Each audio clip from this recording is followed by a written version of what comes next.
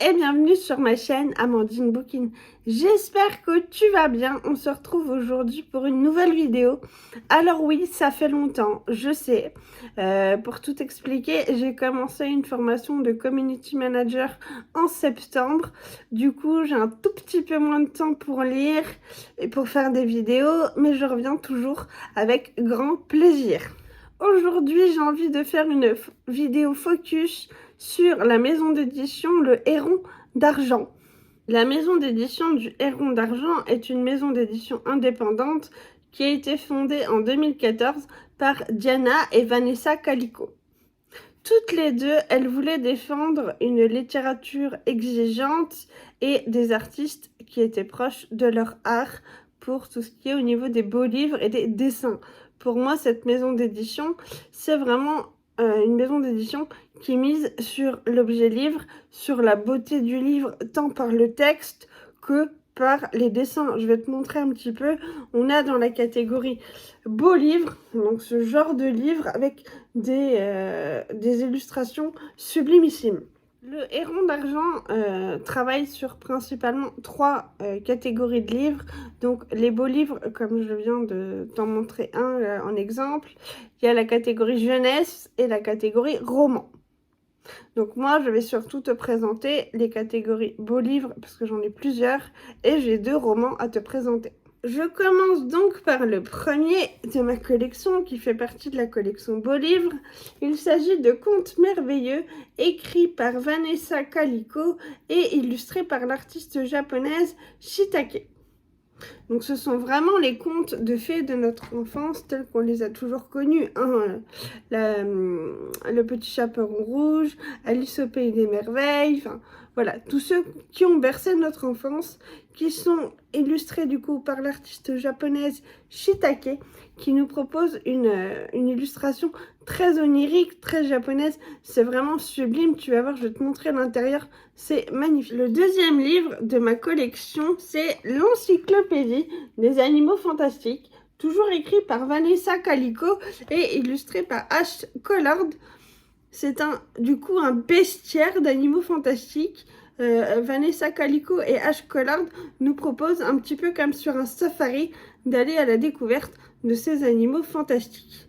Donc on va découvrir un Pégase sur des nuages, des animaux japonais, enfin voilà, tout un bestiaire mystique, magique que l'on connaît peut-être depuis notre enfance. L'avant-dernier livre de ma collection est Contes japonais, toujours écrit par Vanessa Calico et illustré par Shitake. Si vraiment tu veux découvrir le Japon et toutes ces mythes et légendes, je te conseille vraiment celui-ci parce qu'il nous plonge directement dedans. On va découvrir par exemple une princesse qui a rendu fou amoureux l'empereur. Enfin voilà, il y a plein de très jolies choses à l'intérieur et voilà, je te le conseille fortement, tout simplement, tout comme les autres livres d'ailleurs. Mon dernier livre de cette collection ravira les plus grands fans de musique puisqu'il s'agit d'un conte musical.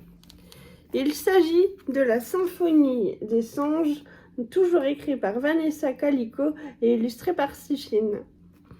C'est un conte musical donc où l'on rencontre une petite fille qui s'appelle Luna. Le problème de Luna, c'est que toutes les nuits, elle fait des cauchemars qui la terrifient. Et pour ça, en fait, quelqu'un va lui conseiller d'écouter de la musique pour chasser ses cauchemars. Alors, non seulement il est sublime, richement illustré, mais en plus, il y a un disque à l'intérieur qui permet d'écouter la musique en même temps que la lecture. Et ça, c'est vraiment, mais alors vraiment, super chouette. Donc, les 2 romans que j'ai, donc pour le premier, il s'agit de Faites vos jeux de Julia Richard, où là, en fait, nous sommes sur un thriller. Nous rencontrons 8 inconnus qui ne se connaissent absolument pas et qui se réveillent dans une maison sans issue, donc c'est-à-dire sans fenêtre ni porte pour pouvoir sortir. L'une de ces 8 personnes détient le code pour pouvoir sortir de la maison. Le but, en fait, retrouver celui qui vous semble le plus psychopathe et plus amène du coup à sortir de cette maison. Alors j'avoue, je ne l'ai pas encore lu. J'y pense fortement là à l'entrée de l'automne, les lectures qui foutent un peu la pétoche. Voilà, clairement ça donne envie. Moi le résumé il m'a vraiment donné envie. J'aime assez les thrillers dans ce genre là, enfin plutôt psychologique. Donc ouais, je pense que ça pourrait être une très bonne lecture. Le dernier roman que j'ai à te présenter, il s'agit du tome 1 de la saga Rouge Sang et Noir Corbeau. Il s'agit de l'apprentie faucheuse de J. Robin.